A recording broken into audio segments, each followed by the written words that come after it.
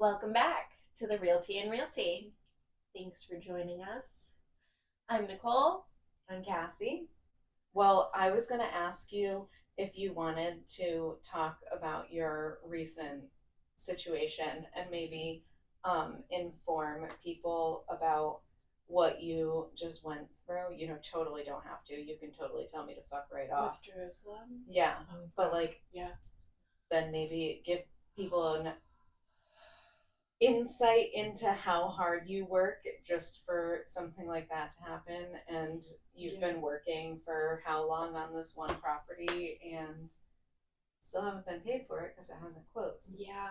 And that's the reality of the world. So you want to? Yeah, we went on the market in March. Great house. Priced really well. Like, it's in great shape. No issues with it. Just like so minor, like updated. So that means, like, you know what I mean. Like, new kitchen cabinets would be like great, but nothing wrong with it. Nothing needed. We had like a bunch of showings. We got our offers. We had an asking price offer. Terms were good. Like, they didn't want a septic inspection. Just asked us to pump. Like, super easy. The agents were really great to work with. Everything was nice. It was fine. Super smooth sailing. My seller was moving out of state, very far out of state. And so we were days away from closing. Our closing had been pushed back by just like a little bit because the buyer was selling property as well. So it just by like a couple of days. But we are days away from closing, and like honestly, like 2 days from closing.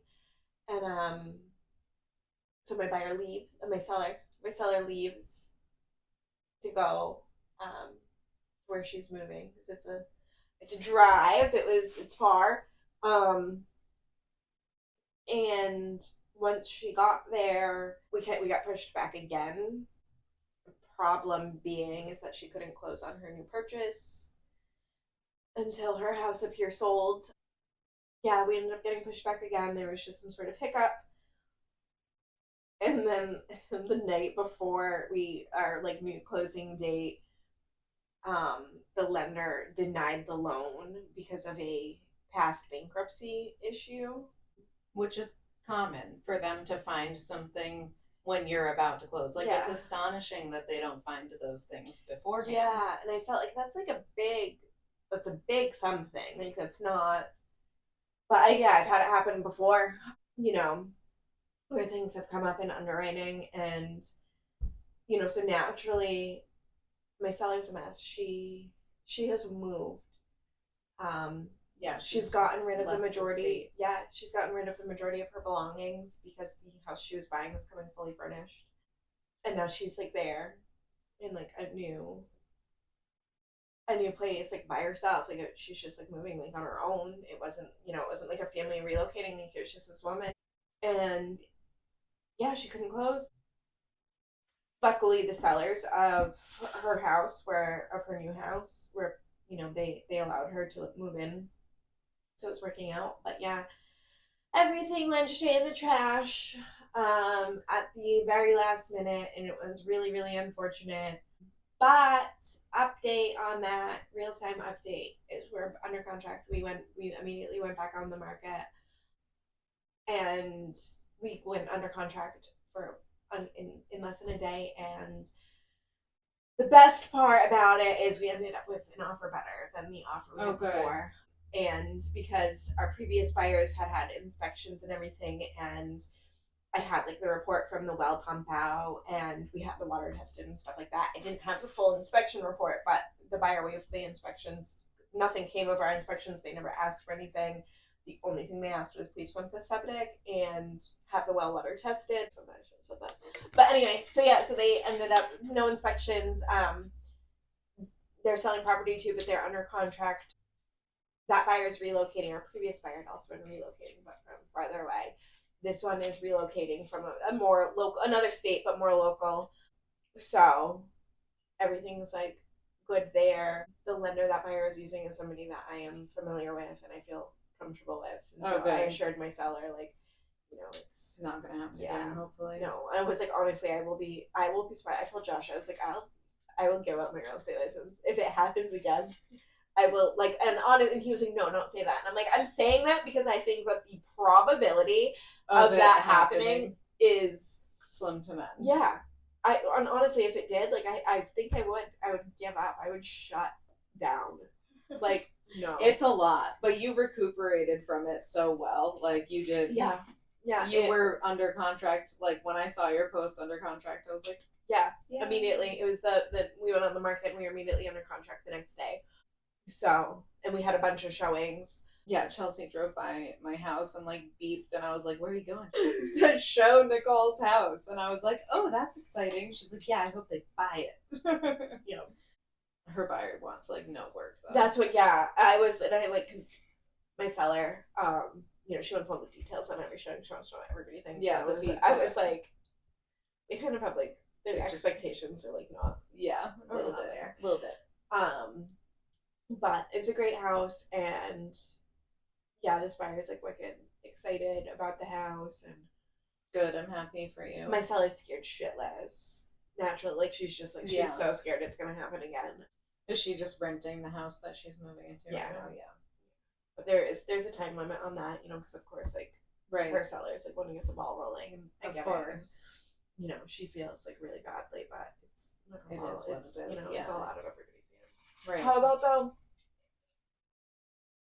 this fucking? So the morning we go back on the market, and then that morning, like, I have showings. I realized, oh my god, the buyer's agent had done final walkthrough, and they had asked before the final walkthrough, like, should we just take the keys, like, to give on closing day? And I was like, yeah, take the keys. And then I was like, oh my god, the keys, right? Like, this is a showing that is 45 minutes from my house. I don't even know where the buyer's agents were from. Like, they weren't, like, super local. And I'm like, where are the keys? Where are the keys? So I call her, and she's like, oh, like, we took them out of the lockbox, and we just, like, hid them. I can explain to you where they are, and I can send you a picture. And I was like, yeah, great, explain to me where they are. And she does, and she was like, oh, they're under, like, a brick. Like, there's this area with, like, a lawn ornament and a circle of bricks, and they're under a brick. She was like, just leave them in a lockbox?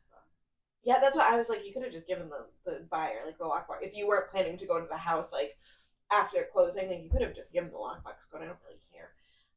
Right, you can change it. Yeah. Like, silly. So Josh was on his way. It was a Saturday, but he was working, and he was going to do a commercial job in Connecticut. So I'm like, he was planning to drive past the house after, because I wanted to have an open house, but I wasn't sure the state of the lawn. He was like, oh, like, drive by, I'll see what it's like. And I called him, I'm like, can you please, like, go there? The key is not in the lockbox. So I explained to him, and I was like, she's going to send me a picture. But she was like, I'll send it to you, like, within the hour. And so I'm explaining to him, I'm like, lawn ornament bricks. He calls me when he gets there. He's like, I don't see any kind of lawn ornament. He's like, I don't see any bricks. He's like, there's some patio stone. Like, I'm looking, like, I can't find it. And there is no service there. Call drops. Oh, no. I can't get a hold of him. I'm like, I text agent, I'm like, can you please send me that picture, because there's a showing, like, in 20 minutes. Like, somebody's going to be there in 20 minutes. And we can't find the key. And so I'm like, I keep trying to call him, and I'm like, in a panic. Finally, she sends me the picture. He can't find it because it wasn't bricks. It was like the lawn ornament was like this big fake rock. Oh, and then there was rocks around it, and it was under one of the rocks. So I'm trying to call him. I'm trying to send him the picture. I can't get a hold of him, and I'm like, I don't know what to do. So I was like, oh, like, I do have a showing. I call the agent, and I'm like, hey, this is the situation. Like, we'd been under contract. The buyer hid the key for their client. I was like, my husband is there right now trying to find the key to put it in the lockbox, but there's no service. I can't get a hold of him. He's looking for something that isn't there. Can I send you this picture so you know where the key is? And, like, when you get there, if he's there, like, don't be alarmed. And she was like, oh, yeah, like, she thought it was funny. And she was like, yeah, send it to me. Josh did end up finding it eventually. Well, actually, I think the picture had ended up going through. So he found it, and he put it in the lockbox. But But yeah, it was funny. Wild. Like blowing up his phone like for like 45 minutes, and I was like, I know, like I feel bad because he has to go to this job, and yeah, there's no service. What a shit show. I was like in a panic. I was like, when I was trying to call him to send them there, the long box. That's like wild. Yeah. But anyway, but that ended up being the agent that put in the offer. Oh, that's good. So yeah, that's good. I'm glad it all worked out. I was worried, because like once something sat on the market for so long, especially like it's gone, it went under contract and came back. Like I was scared that we weren't even gonna get asking. Oh no. I mean, but I was like, you know what I mean? We only got asking the first time around, so I'm like, now at this point, like we've been on the market for what, like 60 days? Like, yeah, but there's nothing on the market. Yeah. So I mean, especially in that area, but everything worked out beautifully. The house is great. I was like prepared to have it rephotographed. Like now that it was empty, I was like, I was gonna host an open house. I was trying to get somebody over there and mow the lawn, which I think I'll still do, just because like now we're gonna close in 30 days, and that's like, nice. It's been like not mowed for a couple weeks because she moved away. Yeah. So, do that, so. There you go. That's a nice closing gift. Yeah.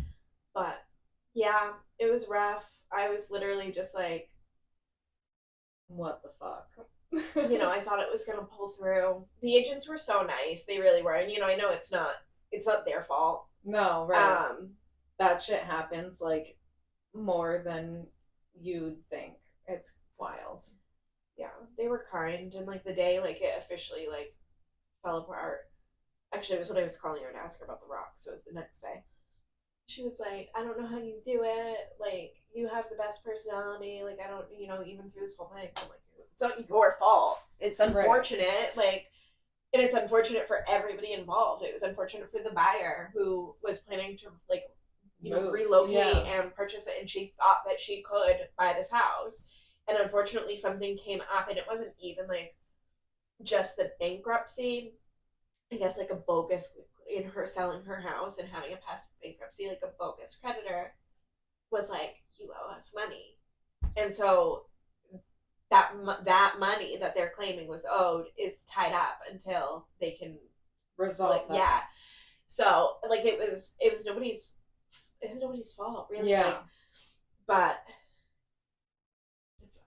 it does. Yeah, for sure. It's a lot. It's emotional, and it's a lot of work, and it's a lot of stress, and it's exhausting. It was a big drinking situation.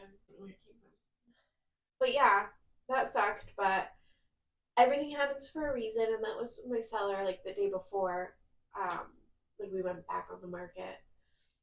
That's what she said. She was like, maybe everything happens for a reason, like maybe we'll get something better. And again, like I'm thinking like, you did. But I really wasn't expecting that. Like I'm like panicked going back on the market.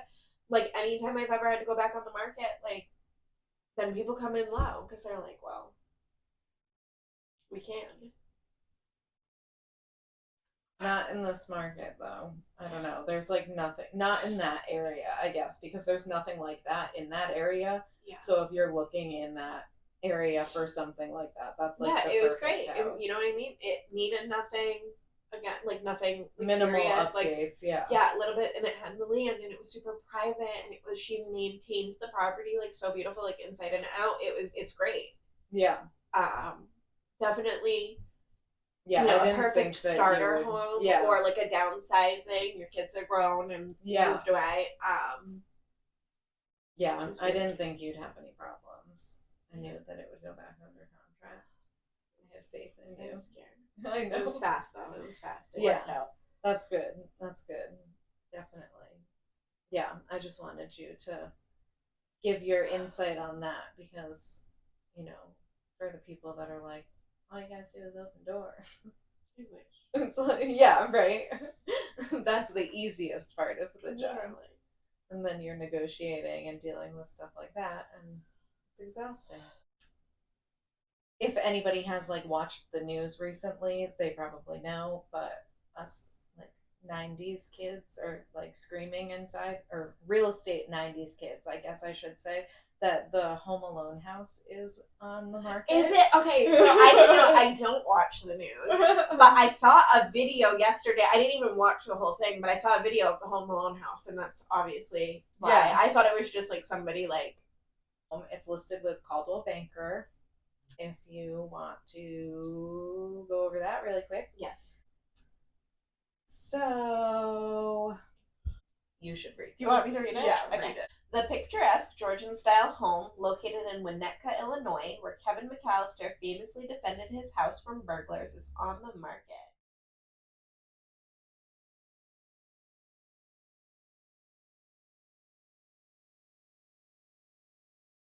The house boasts 5 bedrooms, 3.5 bathrooms, and is approximately 4,250 square feet.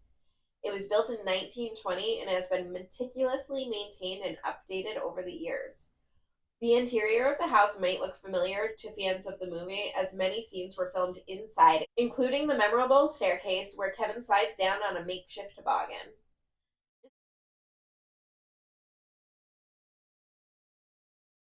Despite its fame, the house has undergone several renovations since the movie's release in 1990, but its exterior remains largely unchanged. And I saw like the video, and I was just like, it looks the same. Yeah, I love it. They I didn't watch that full video, but I like pictures I saw, like they put like a fence though in front, like didn't they? Yeah, it's like a cute fence though. Yeah, it's not like a crazy, like it was like a little like, yeah. I want to say it was like a right. Was it? I think it was white. Okay, maybe I'm wrong. I might be wrong. Again, like there's photos down there. I'm talking about like some picture that I saw. Like the current owners have lived in the house for over 30 years and are now ready to pass it on to a new family. The asking price for this piece of cinematic history is $5.25 million, making it a hefty investment for any diehard fan. Pocket change. Literally pocket change. I would buy it and like fill the whole. I would decorate the whole thing exactly as it looked in the movie. Oh my gosh, with all the wallpaper. And like fill it with just like weird. I would do the cardboard cutout, like with the scene where he's like with the the cardboard like guy like dancing in the window. Like, it's so pretty. I don't know what else to say. Look at the pictures. Oh, okay. Yeah, you can swipe. Wait, is there a fence? Oh, you can't see the fence.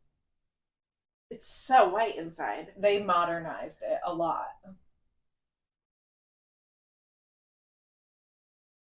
You don't like it.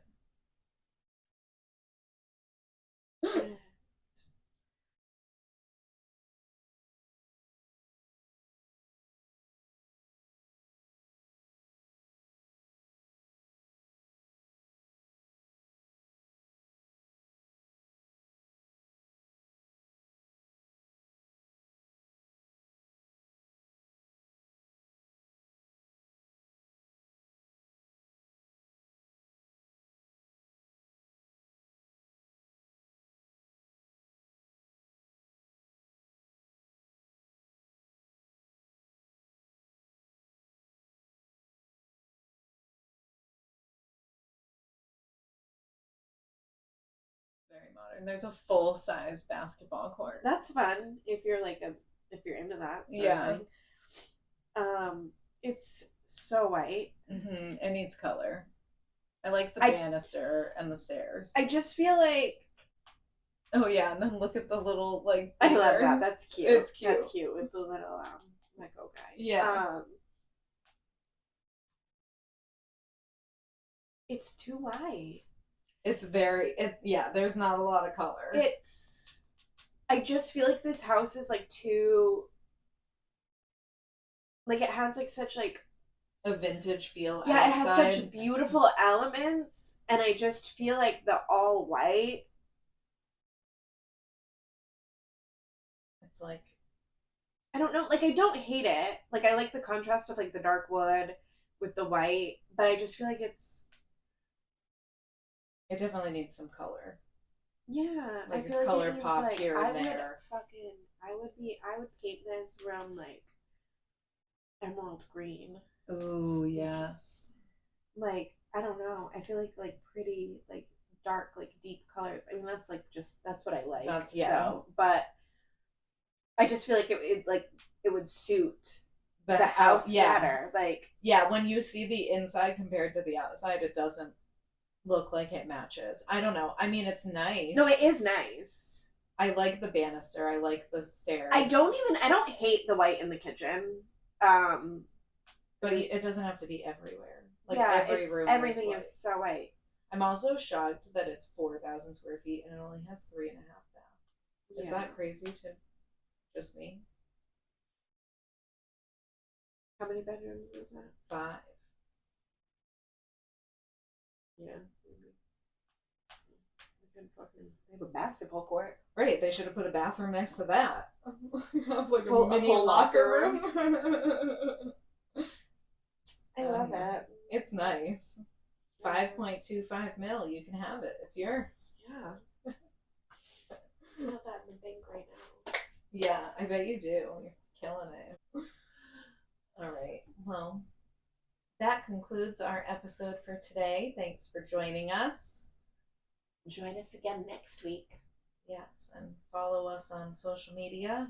TikTok, Instagram, Facebook, YouTube, Spotify. Spotify. All right. Bye. Bye.